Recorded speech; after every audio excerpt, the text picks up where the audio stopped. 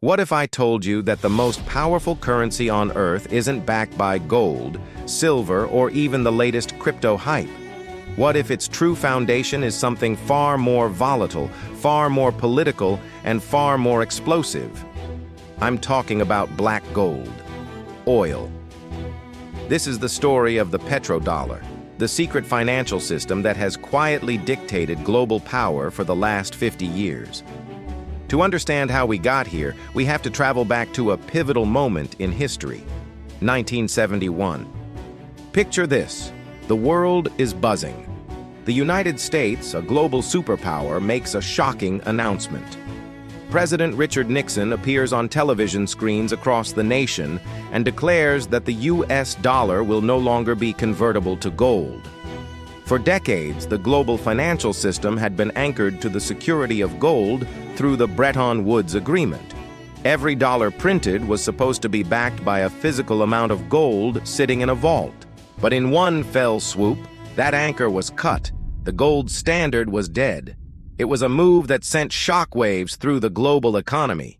Why would America do this? The country was facing immense pressure. The costs of the Vietnam War and expansive domestic social programs were piling up.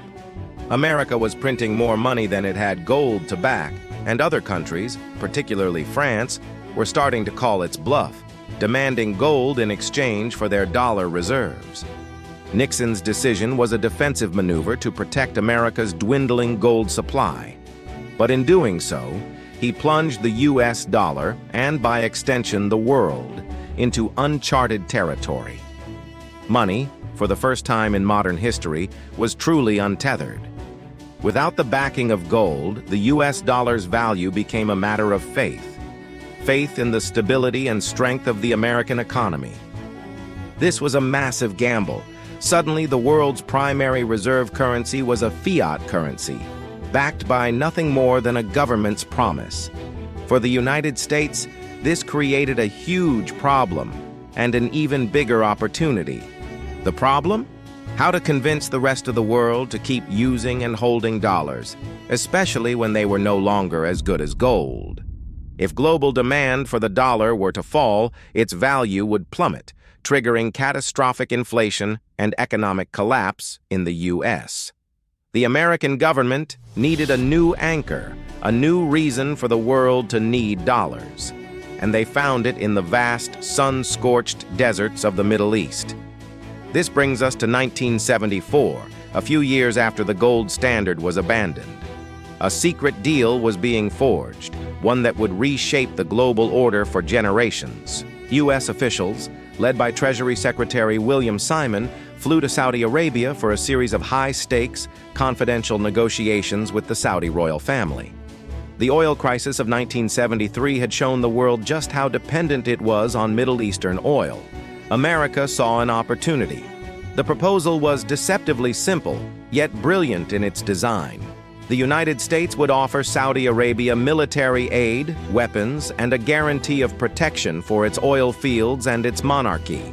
In return, Saudi Arabia would agree to do two things. First, it would price all of its oil sales exclusively in US dollars. Second, it would invest its excess oil profits, billions of them, back into US government debt securities. This was the birth of the petrodollar system.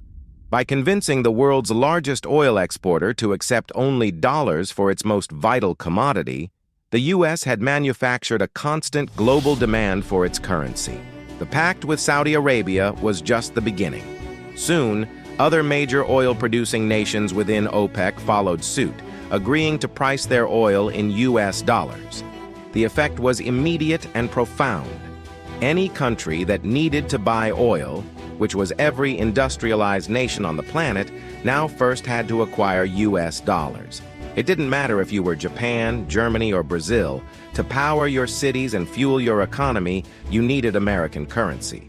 This created a perpetual global demand for the dollar, effectively making it the world's de facto reserve currency once more. It was a masterstroke. The U.S. could print money to pay for its imports and finance its deficits, and the rest of the world would absorb these dollars to buy oil.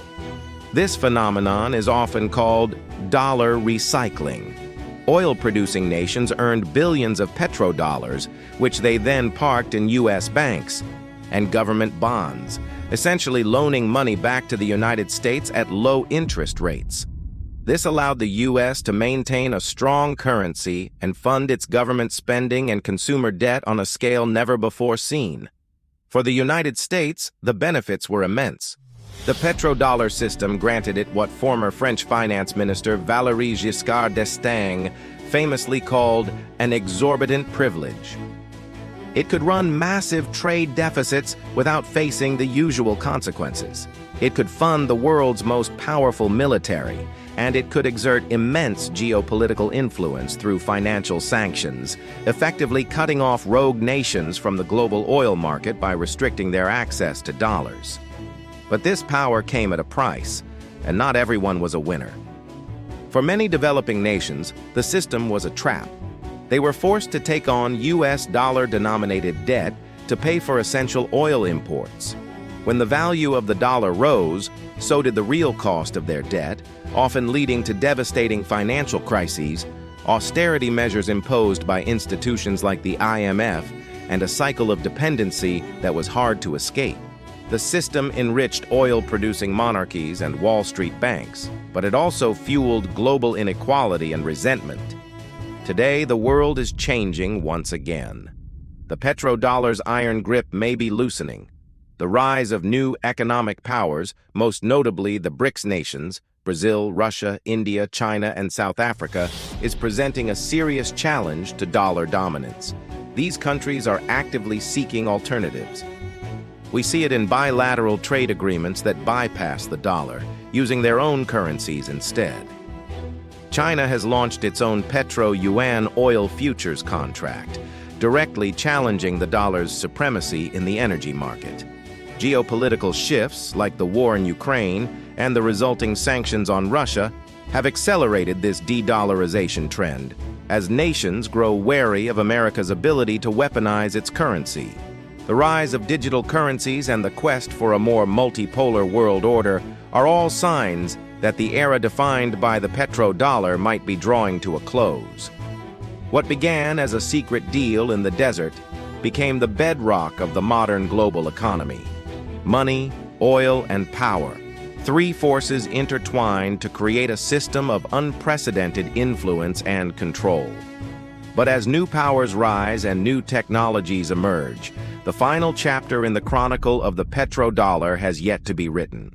The world is on the brink of another monumental shift, and the question is no longer if the system will change, but when and what will come next. Thanks for watching. If you found this journey through the history of money fascinating, don't forget to like this video and subscribe to Chronicles of Capital for more stories on how money was made and still is.